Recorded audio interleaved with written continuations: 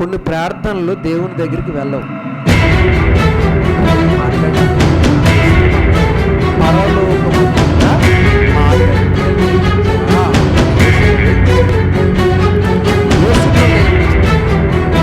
ఒక అధికారితో మాట్లాడాలంటే ఆలోచిస్తామని,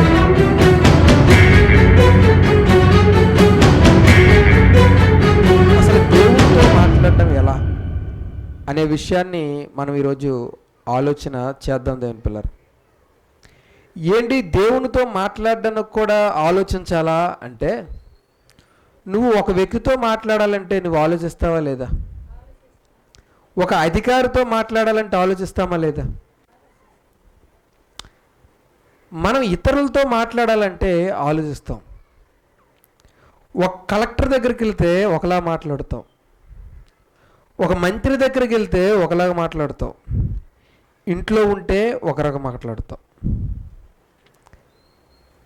మనుషులతో అధికారులతో మాట్లాడినప్పుడే చాలా జాగ్రత్తగా మనం మాట్లాడే పరిస్థితులు మనకు కనిపిస్తున్నప్పుడు, ఈ విశ్వాన్ని సృష్టించిన దేవునితో మాట్లాడాలంటే మనకు కూడా కొన్ని విషయాలు తెలిసి ఉండాలి. ఆయన ఏ ప్రార్థన వింటాడు, ఆయన ఏ ప్రార్థన వినడు, ఆయన ప్రార్థన ఎలా చేస్తే వింటాడు, ఎలా చేస్తే వినడు అనే విషయాలు కొంచెం మనం నేర్చుకోవాలి. ఎందుకంటే నా ఇష్టం అండి, నేను ఎలా ప్రార్థన చేసినా దేవుడు వింటాడంటే, మనము కొన్ని సందర్భంలో కొందరితో మాట్లాడేటప్పుడు మనం ఎలా మాట్లాడినా పర్వాలేదండి, మనుషులు వింటారని మనం అనుకోకూడదు కదా. వాళ్ళు వినరు. అలాగే దేవునితో మాట్లాడడం కూడా కొన్ని క్రమము, ఒక పద్ధతులు ఉన్నాయి. దేవునికి ప్రార్థన చేసేటప్పుడు కూడా కొన్ని క్రమాలు, కొన్ని పద్ధతులు ఉన్నాయి. మనం బ్యాంక్కి వెళ్ళామనుకోండి, ఇష్టం వచ్చినట్టు ఏదో రాస్తానో నాకు డబ్బులు ఇచ్చేయండి అంటే ఆడిస్తాడా? అవ్వడు కదా. పోనీ బ్యాంక్ నెంబర్లో ఏదో ఒక నెంబరు మనము ఒక తప్పు రాసామనుకోండి, అసలు చెల్లుతుందా? పోనీ మీ ఫోన్ నెంబర్లో ఏదో ఒక నెంబర్ ఒక తప్పు పెట్టండి, ఒక తప్పు కొట్టండి, వెళ్తుందా? భూమి మీద మనం ఇంత క్రమం పెట్టుకుంటున్నాం, ఇన్ని పద్ధతులు పెట్టుకుంటున్నాం, ఇన్ని క్రమాలు, ఇన్ని పద్ధతులు మన చేతులు ఉన్నప్పుడు మరి దేవునితో మాట్లాడడం అంటే చిన్న మాట ఏం కాదు కదా. ఆలోచించండి దేవుని పిల్లలు, నీ తండ్రితో నిజంగా రియల్గా నువ్వు మాట్లాడినప్పుడు ఒక్కొక్క సందర్భంలో మన ఒళ్ళే చచ్చిపోద్ది. అలాంటి పరిస్థితుల్లోకి మనం వెళ్ళిపోతుంటాం. ప్రార్థనలోకి వెళ్ళేటప్పుడు యేసుప్రభు అంట ప్రార్థన చేసేటప్పుడు రోదన అనేది ఉండేదంట. దేవునికి ప్రార్థన చేసినప్పుడు రోదన, మహారోదనలు ఉండేవంట. అంటే ప్రార్థనల్లో తగ్గింపు భావం, ప్రార్థనలో తగ్గింపు స్వభావం అనేది మనకు చాలా దగ్గర మనకు కనిపిస్తుంటుంది. అయితే ఈరోజు మాత్రం దేవునికి ప్రార్థన ఎలా చేయాలి అనేదే ఈరోజు మనం నేర్చుకోబోతున్నాం. ఇంకొక విషయం కూడా ఇక్కడ గమనించాలి. దేవునికి ప్రార్థన అనేది మనం ఏదైతే ఆలోచిస్తున్నామో, ఏ ప్రార్థన దేవుని దగ్గరికి వెళ్ళదు అని అంటే, యోహాను సువార్త చూడండి. యోహాను సువార్త 9వ అధ్యాయము 31వ వచనాన్ని చదువుదాం. యోహాను సువార్త 9వ అధ్యాయము 31వ వచనం చదువుదాం. ఏముంది అక్కడ? దేవుడు పాపులు మనవి ఆలకింపడని ఎరుగుదుము అన్నాడు. చూడండి, దేవుడు ఎవరి ప్రార్థన వినడంట? పాపులు మనవి. ఇప్పుడు నేను పాపము చేస్తూ, నేను పాపాలు చేస్తూ దేవుడా నా మనవి ఆలకించు అని అన్నాను అనుకోండి, ఆ ప్రార్థన, ఆ మనవి దేవుడు ఆలకించడంటే. ఎందుకు ఆలకించవు దేవా అని మనం అడిగితే, ప్రశ్నిస్తే, నీ మనవి నా దగ్గరికి రావడానికి మధ్యలో ఒకటి వస్తుంది నాయనా. అదేంటంటే పాపము. ఆయన చెవుల్లో ఉన్నాయి, ఆయన ఆదరించడానికి అన్నీ ఉన్నాయి, కానీ నీ మనవి ఆయన దగ్గరికి వెళ్ళడానికి మధ్యలో ఒక మేఘం అడ్డులా, అంటే సూర్యుడికి మనుషులకి మధ్యనే అప్పుడప్పుడు ఏమొస్తుంటాయి మేఘాలు, అప్పుడు ఎవరు కనిపించరు, సూర్యుడు కనిపించడు.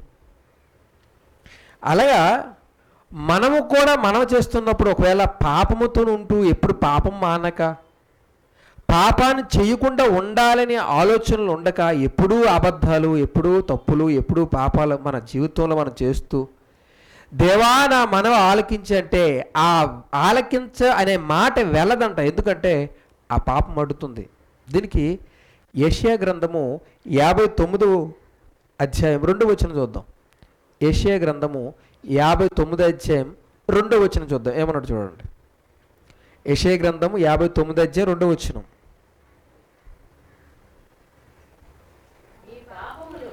మీ పాపములు ఆయన ముఖమును మీకు మరుగుపరుచును అంటారు చూడండి. మీ పాపములు ఆయన ముఖమును ఏం చేస్తానంటండి, మరుగుపరుచును. ఆయనకి మనకు అడ్డేటంట, మనిషికి దేవునికి అడ్డుబండగా మారిపోయిందే ఈ పాపము. నేను బాగా పాపాలు చేస్తానండి, తాగుతానండి, తిరుగుతానండి, ఎంజాయ్లు చేస్తానండి, ఏంటి చెడు అలవాట్లు చేస్తానండి, చెడు ప్రవర్తన కలిగి ఉంటానండి, అయినా దేవుడు నా మనం వినడంటే వినడండి. మరి ఎప్పుడు వింటాడు? నువ్వు ఏదైతే చేయాలనుకుంటున్నావో ఆ పాపం మానినప్పుడు, ఆ పాపానికి ప్రాయశ్చిత్త పడినప్పుడు, అప్పుడు నీ మనవి దేవుడు ఆలకిస్తాడని ఇది ఖచ్చితంగా మనం నేర్చుకోవాల్సింది. అంటే మన పాపము చేస్తున్న రోజులు దేవుడు మన మనవి వినడు. పాపానికి ప్రాయశ్చిత్తపడి ఇక నుండి నేను ఆ పాపము చేయను, ఇక్కడ నుండి అబద్ధాలు ఆడను, ఇక్కడ నుండి అక్కడ తాగను, ఇక్కడ నుండి నీకు తిరగను, ఇక్కడ నుండి చెడు వేషాలు వెయ్యను, వేషధారులకు ఉండవు, అవి నేను తెలుసుకున్నాను, దేవా నన్ను క్షమించు, ఇన్ని రోజులు అవి నేను చేశాను, ఇక్కడ నుండి నేను ఆ తప్పులు చేయను దేవా అని నువ్వు ప్రాయశ్చిత్తపడి అక్కడ నుండి మా తప్పులను మాని ప్రార్థన చేస్తే వింటాడు. కనుక మొట్టమొదటిగా మనం ఆలకించవలసింది ఏంటంటే, మనలో మనం పాపాలు చేస్తున్నంత వరకు మనవి దేవుడు ఆలకింపుడు. ఇదొకటి ఒక విషయం. రెండోది ఏంటంటే, నీవు ప్రార్థన చేసేటప్పుడు ముందు నీకు ఒకటి ఉండాలి. ఏంటంటే విశ్వాసము. ఏముండాలి? అసలు ప్రార్థన చేయాలంటే ముందు దేవుడు ఉన్నాడని నువ్వు నమ్మాలి కదా. మరి దేవుడు ఉన్నాడు అని నువ్వు నమ్మకపోయావు అనుకోండి, ఇక నువ్వు ప్రార్థన చేసినా వ్యర్థమే, అంతే కదండి. విశ్వాసము లేకుండా దేవునికి ఇష్టడు ఉండుట అసాధ్యం కదా. హెబ్రీ పత్రికలో 11:6 వచనంలో విశ్వాసము లేకుండా దేవునికి ఇష్టడై ఉండుట అసాధ్యం అనుంది. అంటే దేవుడు ఉన్నాడని, దేవుడు నాకు ప్రతి దినము ఆయుష్కాలం ఇస్తున్నాడని, నీరు, గాలి, ఆహారము తన కృపతో ప్రతి దినము ఇస్తున్నాడని ముందు నువ్వు నమ్మాలి, ముందు నువ్వు విశ్వసించాలి. ఎప్పుడైతే మనం విశ్వాసం కలిగి ఉంటామో అప్పుడే మనం ప్రార్థన చేయడానికి అర్హులవుతాం. అంతేగాని అసలు దేవుడు ఉన్నాడో లేడు నాకెందుకు నేను ప్రార్థన చేస్తానంటే అవ్వదు. ప్రార్థన చేసే ప్రతి ఒక్కరికి కూడా విశ్వాసము కంపల్సరీ. విశ్వాసము లేని ప్రార్థన దేవుని యొద్దకు వెళ్ళదు. ఇది కూడా మీరు మర్చిపోకూడదు. ఎందుకంటే కొన్ని విషయాల్లో యేసుక్రీస్తు వారు కూడా అపోస్తలులతో చెప్తున్న మాటలు 2-3 విషయాలు చూద్దాం. మత్తయి సువార్త 21వ అధ్యాయము 21వ వచనము ఒకసారి చదువుదాం. మత్తయి సువార్త తీయాలి వేగంగా. 21వ అధ్యాయము 21వ వచనాన్ని చదువుదాం. అందుకు యేసు ఏమంటారు చూడండి, మీరు విశ్వాసము కలిగి. మీరు అడిగేటప్పుడు, దేవుణ్ణి అడిగేటప్పుడు సందేహాలు ఉండకూడదు. నువ్వు విశ్వాసము కలిగి సందేహపడకుండా నువ్వు అడగాలి. అంటే ఇక్కడ ఏమర్థమవుతుంది? నువ్వు అడిగినప్పుడు, నువ్వు ప్రార్థన చేసేటప్పుడు నీకు ఏముండాలి? విశ్వాసము. అదే 17:21 చూడండి, ఆ పక్కన ఉంటుంది 17:21. అంటే విశ్వాసం గురించి చెప్తున్నాడు. 17:21 మత్తయి సువార్త 17:21. నీకు ఆవగింజంత విశ్వాసం ఉంటే ఈ కొండను చూసి, అంటే ఒక కొండను చూసి దాన్ని కూడా కదిలించేవచ్చు అనమాట. ఎంత విశ్వాసం ఉండాలంటున్నాడు? ఆవగింజంత విశ్వాసం ఉండాలి అంటున్నాడు. అంటే ప్రార్థన చేసేటప్పుడు మనలో ముఖ్యంగా ఉండవలసింది ఏంటంటే, దేవుడు ఉన్నాడు, ఆయనే ప్రతి దినము అన్నీ ఇస్తున్నాడు, ఆయన వల్ల నేను బ్రతుకుతున్నాను అనే విశ్వాసము మొట్టమొదటిగా మనకు ఉండాలి. ఆ విశ్వాసం కంపల్సరీ. ఇంకొక మాట కూడా చూద్దాం. యాకోబు పత్రిక 4వ అధ్యాయం, యాకోబు పత్రిక 4వ అధ్యాయం 14 వచ్చిన చూద్దాం చూడండి. 5వ అధ్యాయం అనుకుంటాను, 5వ అధ్యాయం 14 వచ్చిన చూద్దాం చూడండి. ఏముంది?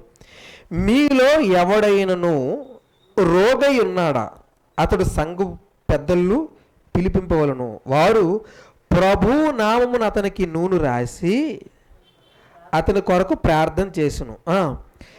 విశ్వాస సహితమైన ప్రార్థన అన్నాడు. అంటే ప్రార్థనలో ఏముండాలి? విశ్వాసం ఉండాలి. ఎంతో కొంతనే ఉండాలి. ఆవగింజంతా ఆవగింజలో ముఖ్యంగా ఉండాలి. పూర్తిగా అసలు అది ఉన్నాడో లేడో నాకెందుకు, మా ఆయన వెళ్తున్నాడు కాబట్టి నేను వెళ్తున్నాను, మా ఆవిడ వెళ్తుంది కాబట్టి నేను వెళ్తున్నాను, మా పిల్లలు నమ్ముకున్నారు కాబట్టి నేను నమ్మేసుకున్నాను, ఆయన ఉన్నాడు లేదు, చచ్చినోడు కాలు కిందో మీదో అని ఈ ధోరణితో నువ్వు ఉంటే మాత్రం నీ ప్రార్థన ఏమైపోతుందంటే వ్యర్థము. చాలామంది ప్రార్థన చేసినప్పుడు మా ప్రార్థన ఎందుకు దేవుడు వినట్లేదని కొందరు అనుకుంటే, అసలు ముందు నిజంగా దేవుడు నమ్మావా? దేవుడు ఉన్నాడని నువ్వు అసలు విశ్వసిస్తున్నావా? దేవుడిని నిజంగా విశ్వసిస్తే నీ ప్రార్థన కంపల్సరీగా దేవుని వద్దకి వెళ్తుంది. కొండంత విశ్వాసం నీకు ఉండవసరట్లేదు. స్టార్టింగ్లో గోరంత విశ్వాసం లేకపోతే ఆవగింజంత విశ్వాసం ఉన్నా నీ ప్రార్థన వెళ్తుంది. అంటే విశ్వాసనీతమైన ప్రార్థన అన్నాడు. రైట్. 2 అర్థమయ్యాయి. 1, మనం ప్రార్థన చేయాలనుకున్నప్పుడు 1 మనలో విశ్వాసం ఉండాలని మనకు అర్థమైంది. 2ది పాపాన్ని విడిచిపెట్టడం కూడా 2 మనకు అర్థమయ్యాయి. ఇప్పుడు ఎలా చేయాలి ప్రార్థన? దేవునికి మనం ఎలా ప్రార్థన చేయాలి? ప్రభు ప్రభు ప్రభు అని చేయాలా? యేసు యేసు యేసు అని చేయాలా? తండ్రి తండ్రి తండ్రి అని చేయాలా? యెహో యెహో అని చేయాలా? ఎలా చేయాలి? ఇది ఆలోచన చేద్దాం. ఒక విషయం మీకు బాగా చెప్తున్నానండి. ఏంటి, ఎలా ప్రార్థన చేసినా దేవుడు వినడా అనేవారు కూడా ఉంటారు. మనం ఎలా చేసినా ప్రార్థన దేవుడు వినడా అంటే ఒక పద్ధతి అయితే ఉంటుంది. ఏంటంటే అది మనకేం తెలియదు అనుకోండి, దేవుడు ఉన్నాడని నమ్ముతున్నావు, ఆ దేవుని దగ్గరకు వచ్చావు, వచ్చిన నీకు ప్రార్థన తెలియదు, ఏమి తెలియదు, స్టార్టింగ్లో ఉన్నావు. అలాంటప్పుడు నువ్వు ఎలా ప్రార్థన చేసినా ఆ టైంలో మాత్రం వింటాడు. ఎప్పుడు? స్టార్టింగ్లో. మనకు చిన్నప్పుడు పిల్లలు డైరెక్ట్గా అమ్మ అని పిల్లరు, అమ్మి అమ్మ ఈ పదాలెట్టి పిలుస్తుంటారు. అప్పుడు ఆ మాటలకి అమ్మ పులిసిపోద్ది. అర్థమవుతుందా? డైరెక్ట్గా అమ్మ నాన్న తాతయ్య అని పిలుస్తారా? పిల్లరు. ఎలా పిలుస్తారు? ఏదో ఒకటి పిలుస్తుంటారు. అప్పుడు మనం ఏమనుకుంటాం, వీడు నాకు అమ్మ అని పిలుస్తున్నాడు, వీడు నాకు తాత అని పిలుస్తున్నాడు అని ఆడు ఏదన్నా మనం పలుకుతాం. ఎందుకు ఆ టైంలో పలుకుతామంటే ఆ వయసులో ఉన్నాడు కాబట్టి అలా పలుకుతాం మనం. అదొక సంతోషం కొత్తలో. అదే 20 ఏళ్ళకి వచ్చినా సరే అలాగే పిలిచాడు అనుకోండి, అక్కడ ఏముండదు, సంతోషం ఉండదు. అదే కదండి. స్కూల్కి వెళ్ళిన పిల్లవాడు మొదట ఆ రాయమంటే ఎలా రాస్తాడండి? ఆకి ఎన్ని మడతలు పెడతాడు. అయినప్పుడు టీచర్ ఏమంటాడా? అండు. ఎందుకు? స్టార్టింగ్ స్టేజ్ అది కనుక వాడు ఈ 100 కెలికేసి రాసేసిన బాగుంది మరోసారి రాయ అంటుంటాడు, టీచర్ గారు అంటారు. అంటే స్టార్టింగ్లో తెలియదు కనుక మనం ఎలా రాసినా ఎలా పలికినా వినడం అయితే ఫస్ట్ ఉంటుంది. అలాగే దేవుని సన్నిధిలోకి నువ్వు స్టార్టింగ్ వచ్చినప్పుడు నీ తండ్రిని నువ్వు ఎలా ప్రార్థన చేసినా మనుషుల కన్నా గొప్పోడు కనుక ఆయన వింటాడు. ఇక్కడ ఏమి ఇది లేదు. అయితే నువ్వు వచ్చి ఇంకా 20 సంవత్సరాల తర్వాత మరలా అలాంటి ప్రార్థనలు ఉన్నాయనుకోండి, అప్పుడు అసహ్యం అనిపిస్తుంది. అంటే నువ్వు ఎదగలేదు, ఇంకా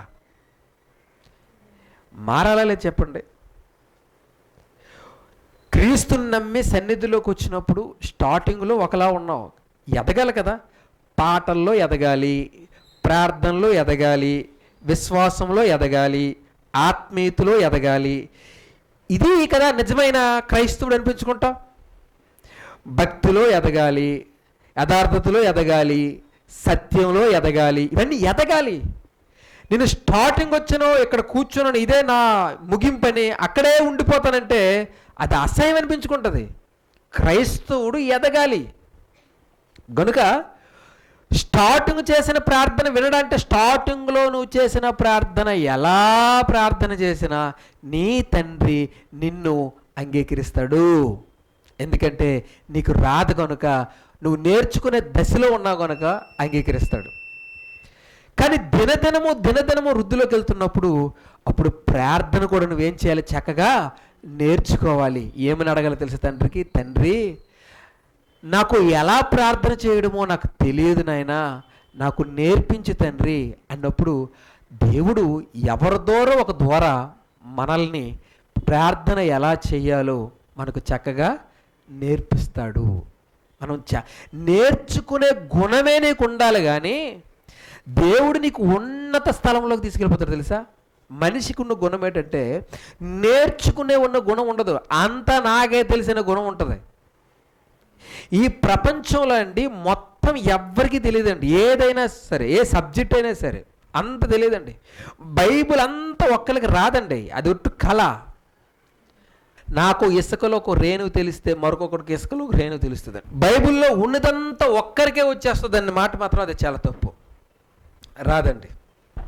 ఏమి తెలియని అమ్మకు కూడా దేవుడు ఏదో ఒక బయలుపరుస్తాడు. ఒక మాట ఏమి తెలియదు అన్న అమ్మకు కూడా ఏదో ఒకటి దేవుడు బయలుపరిచేస్తాడు.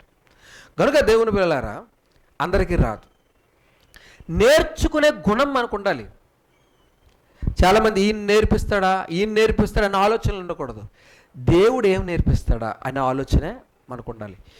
ఎప్పుడు కూడా వాక్యాన్ని నమ్మిన నీవు, వాక్యం మీద విశ్వాసించిన నీవు వ్యక్తుల మీద ఆధారపడడం అనేది ముందు మానాలి. నువ్వు వ్యక్తుల మీద ఆధారపడ్డావు అనుకో, సినిమా హీరోలు చూసినట్టు చూస్తావు. అంటే ఈడు పెద్దోడు, ఈడు చిన్నోడు, ఈడు సూపరు, ఈడేమో ఈడు అని వ్యక్తులను బట్టి వేరు చేస్తాం మనం. కోట్ వేసుకున్న బోధకుడు ఒకలాగా చూస్తాం, కారు దిగిన బోధకుడిని ఒకలాగా చూస్తాం, సైకిల్ దిగిన బోధకుడిని ఒకలాగా చూస్తాం. మనం ఇలా చూసామనుకోండి, క్రీస్తుని ప్రేమించలేం. మనం ఎవరిని చూడకూడదు చెప్పండి. బోధకుల్లో ఉన్న హోదాలు చూడకూడదు. ఈడండి గొప్ప బోధకుడు, ఏ బోధకుడైనా ఆ సేవకుడే. ఎవరు సేవకుడు? మరి నేనైనా పనివాడినే కదండి. సేవకులంటే అర్థం ఏంటండి? దాసులు పనోలే కదా. అందరూ క్రీస్తుకు పనోలే. ఈడు పెద్ద పాలేరు, ఈడు చిన్న పాలేరు. పనోళ్ళు ఏంటి? అందరూ దాసులే కదా. కనుక పాలేరుల కన్నా ఎవరు గొప్పోలు? పాలేరులను అంటే సేవకులను పోషిస్తున్న యేసుక్రీస్తు గొప్పోడు. నువ్వు చూడవలసింది ఎవరిని? విశ్వాసానికి కర్త అయిన క్రీస్తు వైపు చూసి కొనసాగించమన్నాడు మనల్ని. మనం ఎవరిని చూస్తాం? బోధకుడు. వాడు ఏ స్టైల్లో ఉన్నాడు, వాడు ఏ కారు దిగుతున్నాడు, వాడు ఏ బైక్ దిగుతున్నాడు, వాడు ఏ బండి దిగుతున్నాడు, బోధనలో ఉంటాయి. అలాగే ఎప్పుడు కూడా మన జీవితంలో చూడకూడదు మైనస్. కనుక నేర్చుకునే గుణం అనేది 100% ఉండాలి. దేవుడు ప్రార్థన ఎలా చేయాలని కొన్ని విషయాలు బైబిల్లో మనకు చెప్పున్నాడు. ఆ విషయాలు కొంచెం మనం ఆలోచన చేద్దాం. మొట్టమొదటిగా దగ్గరికి అపోస్తలులు వచ్చారు యేసుప్రభు దగ్గరికి. యేసుప్రభు దగ్గరికి వచ్చి, అయ్యా యోహాను తన శిష్యులకు ప్రార్థన నేర్పించారు, మాకు కూడా ప్రార్థన నేర్పించవా అని యేసుప్రభు దగ్గరికి వచ్చారు. యేసుప్రభు దగ్గరికి వచ్చిన తర్వాత యేసుక్రీస్తు వాళ్ళకి ఏం చెప్పాడంటే, మీరు ప్రార్థన చేసేటప్పుడు మీరు ఇలా చేయాలి. ఏమని చేయాలంటే, పరలోకమందున్న మా తండ్రి. ఇది ఎవరు చెప్పారు? ఇప్పుడు నేను పరలోకమందున్న యేసయ్య అంటే ఆలోచించండి. ఆయన ఏం చెప్పాడు? పరలోకమందున్న మా తండ్రి అన్నాడు. యేసుక్రీస్తే చెప్పాను మనకు ప్రార్థన. ఇప్పుడు పరలోకమందున్న యేసయ్య నేను అన్నాను అనుకోండి, ఆ మాట దేనికి వ్యతిరేకమైపోతుంది? ఆయన మాటకి వ్యతిరేకం అవుతుందా లేదా? ఆయనే చెప్పాడు. ఏమని చెప్పాడు? నువ్వు ప్రార్థన చేసినప్పుడు పరలోకమందున్న తండ్రి అని చెయ్యాలి అన్నాడు. మనము కూడా ఎప్పుడు ప్రార్థన చేసేటప్పుడు యేసు ప్రభు ఏమైతే మనకు చెప్పారో అదే మనకు కొనసాగించాలి తప్ప మనము కొత్త రూల్స్లు అందులో పెట్టకూడదు. నేర్చుకునే విద్యార్థికి చెప్తున్నాను. స్టార్టింగ్లో నువ్వు వేసి అన్నావు, తప్పేం లేదు. స్టార్టింగ్లో నీకు తెలియదు, అది పర్లేదు. కానీ నేర్చుకునే విద్యార్థి పెద్ద అయినప్పుడు ప్రార్థన ఎప్పుడు చేసినా ప్రభు ఏవైతే చెప్పాడో అదే మనం చేయాలి. ఏమని? పరలోకమందున్న తండ్రి. అంతే కదా? మీరు ఒక లెటర్ రాసినప్పుడు ఎలా రాస్తారండి? మీరు లెటర్ రాసినప్పుడు ఎలా రాస్తారు? ఒక తల్లికి లెటర్ రాశారనుకోండి, ఒక తండ్రికి లెటర్ రాశారండి, ఎలా రాస్తారు? మొట్టమొదట పూజలైన శ్రీ శ్రీ శ్రీ, అంతే కదమ్మా? అదొక పద్ధతి. ఫస్ట్ తల్లి పేరు కోడ్ చేస్తారు. ఆ తల్లికి వందనాలు చెప్పేసిన తర్వాత కింద లెటర్లు ఏం చేస్తారు? మీరు ఈ లెటర్ ఎందుకు రాస్తున్నారనే విషయాన్ని తెలియజేయాలని అక్కడ కొంత కోడ్ చేస్తారు. ఏడు కోడ్ చేస్తారు అంటే, ఒక తల్లికి లెటర్ రాస్తున్నాం. ఉదాహరణకి విశాఖపట్నం నుండి టెక్కలకి ఒక లెటర్, అప్పుడు లెటర్లు ఉండేవి కదండి. ఒక లెటర్ రాస్తున్నాం, అమ్మ నేను బాగున్నాను, ఓకే, ఇక్కడ నా కాలేజ్ ఫీజులు డబ్బులు సరిపోవట్లేదు, ఏదో ఒకటి. అమ్మ ఈ కాలేజీ నాకు బాగోలేదు, ఇక్కడ నాకు భోజనం బాగోలేదు అని ఒకటి ఎక్కడో మధ్యలో ఏం చేస్తావు? నువ్వు పెడతావు. తర్వాత ఏం చేస్తావు? కింద రాసినప్పటికి ఇట్లు ఇట్లు అని రాస్తామా? మీ కుమార్తె. చూసారా? స్టార్టింగ్ చేస్తావు తల్లితో, మధ్యలో ఒక మీటర్, ఇట్లు నీ కూతురు, ఇట్లు సోదరి, ఏదో ఒకటి పెడతాం మనం అక్కడ. యేసుక్రీస్తు కూడా ప్రారంభంలో ప్రార్థన ఎలా నేర్పిస్తున్నారంటే, పరలోకమందున్న మా తండ్రి నీ నామము పరిశుద్ధపరచబడును గాక. ఇది ఏంటంటే ఆయనకి మహిమ తెచ్చే ప్రార్థన. అంటే ఎప్పుడు ఎవరికైనా గౌరవనీయులైన శ్రీశ్రీ ఈ పదాలు ఎందుకు ఉపయోగిస్తారంటే, గౌరవం ఒక పద్ధతి. యేసుక్రీస్తు కూడా నీ చిత్తం పరలోకమందు నెరవేరినట్లు భూమి మీద కూడా, అది దేవునికి గౌరవం తెచ్చే ప్రార్థన.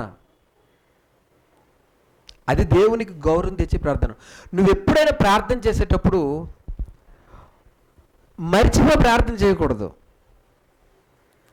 కొందరు ప్రార్థన చేస్తారంటే అలాగా విస్తరించి మాట్లాడడం వలన దేవుడు మా మనవులు ఆలకిస్తాడని ప్రార్థన చేస్తారంట. అంటే అనుజనుల గురించి చెప్తుంటాడు యేసు ప్రభు. ఇష్టం వచ్చినట్టు మాట్లాడుతారు, ఏ పడితే మాట్లాడుతారు. అలా మాట్లాడడం వల్ల మా దేవుడు వింటాడు అని అనుకుంటారంట. అలాగ మీరు చెయ్యకండి. ఎందుకంటే వారికి దేవుడు ఎవరో కరెక్ట్గా తెలియదు కనుక వాళ్ళు ఆ ప్రార్థన చేస్తున్నారు. మీరు మాత్రం అలా చేయకండి అంటాడు. మేదేం చెప్తాడు? మీరు వేషధారుల వల్ల ప్రార్థనలు చేయకండి అంటాడు. వేషధార ప్రార్థన అంటే, నేను ప్రార్థన చేసినప్పుడు నా దుఃఖీలందరూ చూస్తున్నారు, వీళ్ళందరూ చూసి నేను ప్రార్థన చేయడం వీళ్ళందరూ చూసి మెచ్చుకోవాలి, నాకు మెచ్చుకోవాలని ప్రార్థన. ఇదే ప్రార్థన అన్నాడు? వేషధారి ప్రార్థన. ఇలాంటి ప్రార్థనలు చేయొద్దు అంటున్నాడు. ఉదాహరణకి ఇప్పుడు నేను ప్రార్థన చేస్తాను అనుకోండి, ప్రార్థన చేసినప్పుడు తండ్రికి చేస్తున్నాను, మనసుతో హృదయంతో చేస్తున్నాను. ఆ టైంలో ఏం పలకాలో వస్తుంటాయి. ఆ టైంలో ఇక్కడ మేడం గారు ఉన్నారు, మేడం గారికి ప్రార్థన చేయాలి, రవి ఉన్నాడు, రవి కొరకు ప్రార్థన చేయాలి, ఆ పలానా చెల్లి ఉంది, చెల్లి కొరకు ప్రార్థన చేయాలి, ఆ రాజేశ్వరమ్మ వీళ్ళందరి కొరకు రోజు ప్రార్థన చేసినప్పుడు రాజేశ్వరమ్మ కొరకు ప్రార్థన చేయకపోతే ఏమనుకుంటుంది? అమ్మో ఆమె కొరకు చేయాలి. వాళ్ళందరి కొరకు చేసిన కింద పిల్లలు ఉన్నారు, వీళ్ళేమనుకుంటారు? అమ్మో వీళ్ళ కొరకు చేయాలి. అంటే ఇది ఏమైపోతుంది ప్రార్థన? మిమ్మల్ని మెప్పించే ప్రార్థన అయిపోతుంది. అప్పుడు మీరు అనుకుంటా అయ్యగారు మాకు బాగా ప్రార్థన చేస్తున్నారని మీరు అనుకోవచ్చు. కానీ ఆ ప్రార్థన మంచి ప్రార్థన కాదు. నువ్వు చేస్తుంది మంచిదే, కానీ వ్యక్తుల్ని కాదు నువ్వు ఇక్కడ జ్ఞాపకం చేసుకోవాల్సిందే, దేవుణ్ణి జ్ఞాపకం చేసుకోవాలి.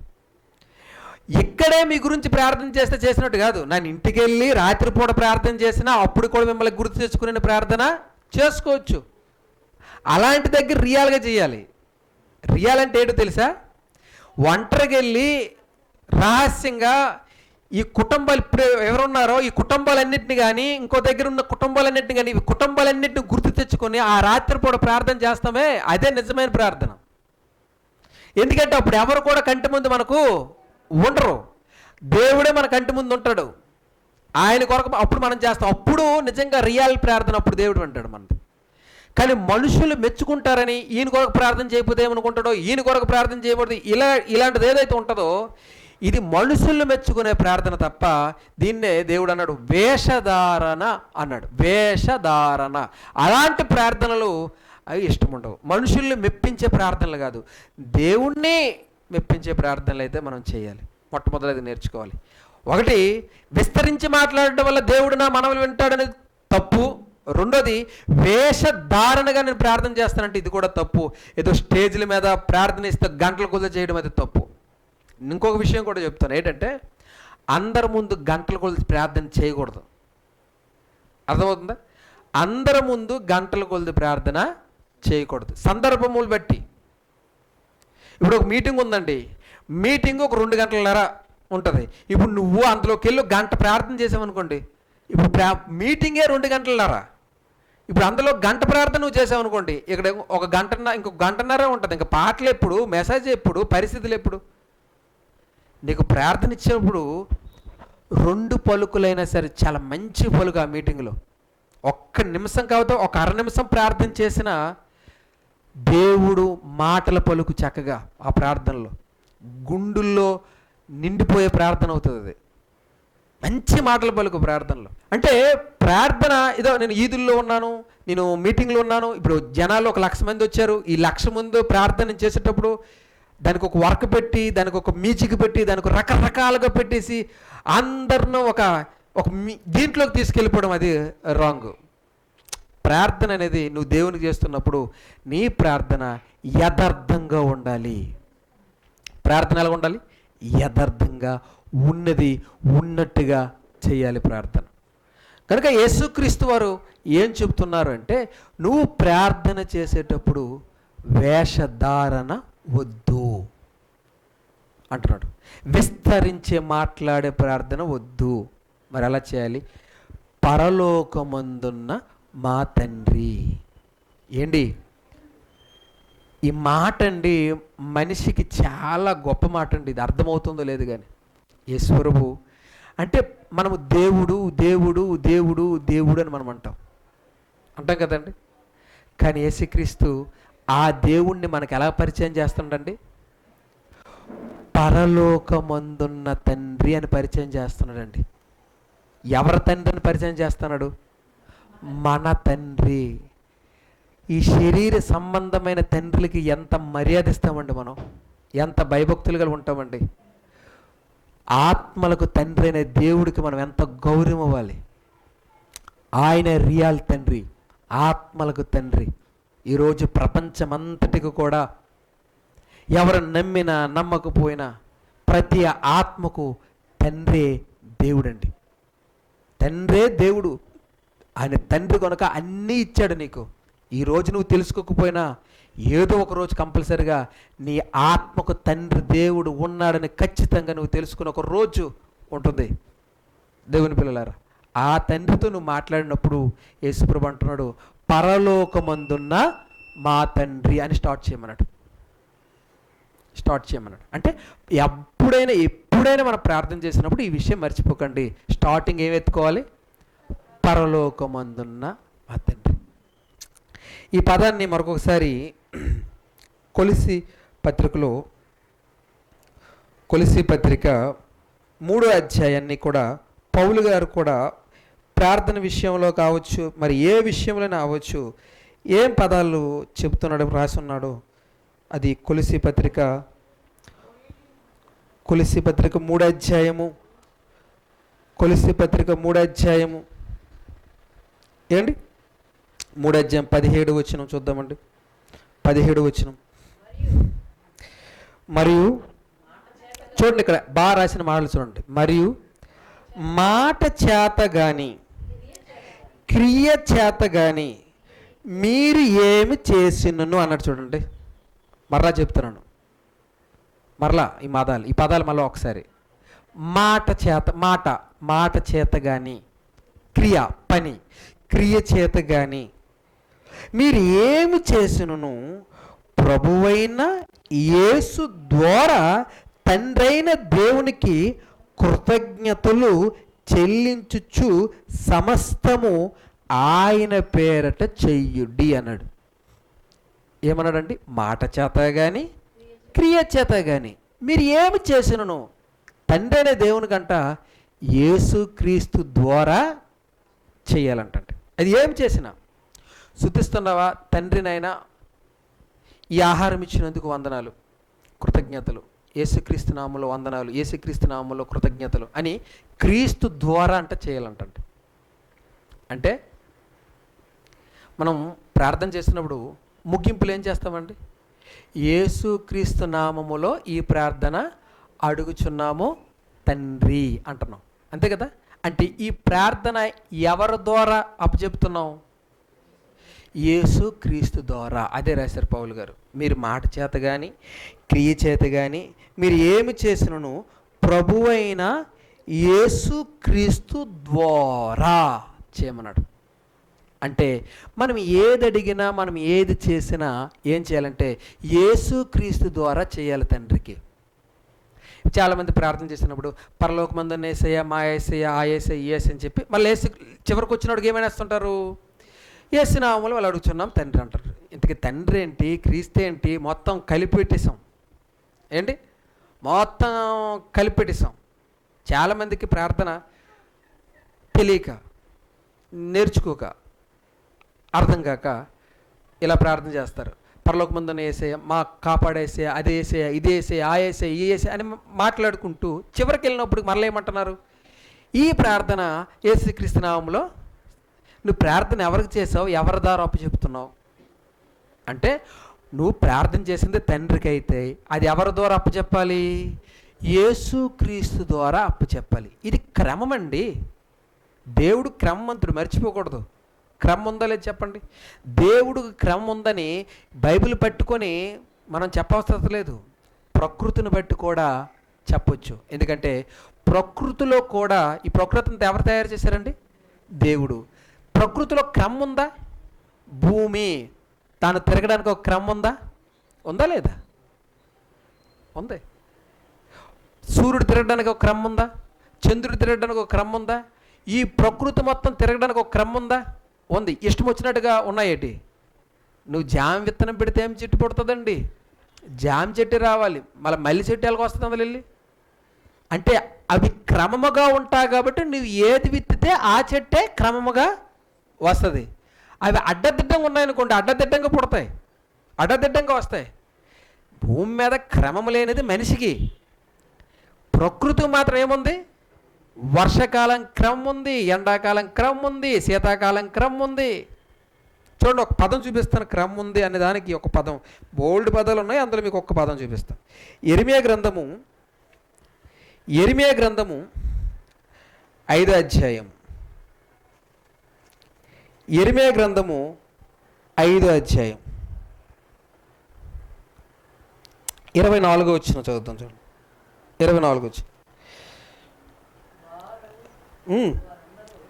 వారు రండి, మన దేవుడైన యెహోవా యందు భయభక్తులు కలిగి ఉందాం. ఆయనే తొలకరి వర్షమును కడవరి వర్షమును దాని కాలమును కురిపించేవాడు కదా. నిర్ణయింపబడిన కోతకాలపు వారములను ఆయన మనకు రప్పించునని తమ మనసులో అనుకొనరు. మీ దోషములు వాటి క్రమము తప్పించును అంటున్నాడు. అంటే తొలకరి వర్షముకి, కడవరి వర్షముకి, కోతకాలముకి, వీటన్నిటికి ఏముందంటున్నాడు? క్రమము. ఇప్పుడు మనం పంట వేసామండి, ఇప్పుడు పండుతుంది. ఎండాకాలంలో వేయండి, అది పండుతుంది కదా, పండదు. ఎందుకంటే ప్రకృతికి ఏముంది? క్రమము. ఆ క్రమం బట్టే ప్రకృతి అంతా తిరుగుతుంది. ఏంటి ఆ క్రమం? ఒకసారి 148వ కీర్తన, కీర్తన గ్రంథం 148వ కీర్తన, కీర్తన గ్రంథం 148వ కీర్తన 148వ అధ్యాయం 6వ వచనం చూద్దాం. చూడండి, కీర్తనల గ్రంథము 148. వాటిని నిత్య స్థాయులుగా స్థిరపరుచున్నాడు. ఆయన వాటికి ఏమి నియమించాడు? కట్టడా నియమించాడు. క్రమం, విధి, కట్టడా. ఎందుకంటారు ఈ మాట ఎందుకు చెప్తానంటే, ప్రకృతిని దేవుడు చేశాడు కదా, ప్రకృతిని దేవుడు చేశాడు కదా. ఆ ప్రకృతి చేసినప్పుడు ఇష్టం వచ్చినట్టు చేయలేదు. ఎలా చేశాడంటే ఒక క్రమముగా చేశాడు. ఏంటి, మనం ఒక పండు తినాలనుకోండి, దానికి ఎలా కొయ్యాలండి? కడకడ కోసేస్తాం ఇష్టం వచ్చినట్టు? ఒక క్రమముగా కొయ్యాలి. ఒక పనసపండు ఉప్పాలనుకోండి, ఎలా కోస్తాం? కత్తులతో పొడిచేస్తాం. మనకి ఒక క్రమముగా కొయ్యాలి. ప్రతిదీ క్రమమేనండి. అందుకే ప్రకృతిలో క్రమం ఉందంటే అర్థం ఏంటంటే, ఈ ప్రకృతిని చేసేవాడిలో కూడా ఏముంది? క్రమము. మరి ఆయన క్రమముగా నడిచినప్పుడు ఆయనతో మనం మాట్లాడాలంటే మనకేం ఉండాలి? క్రమం ఉండాలి. అదిగా అంటున్నాను. స్కూల్కి వెళ్ళిన క్రమం ఉండాలి, బ్యాంకులకి వెళ్ళిన క్రమం ఉండాలి, ఆఫీస్కి వెళ్ళిన క్రమం ఉండాలి. అంటే మనం వెళ్తున్న ప్రతి పనులు ఏముండాలి? మనకు ఏమంటారు? అప్పుడప్పుడు కొందరు అంటారు, క్రమము పద్ధతి నీకు ఉండక్కర్లే అంటుంటారు లేదా? క్రమం ఉండాలి. ఇప్పుడు దేవుడు ఏమంటున్నాడంటే, పరలోకమందు అన్న తండ్రి అని స్టార్ట్ చేసిన తర్వాత ముగింపులు ఎలాగెళ్తున్నావు? యేసుక్రీస్తు నామములో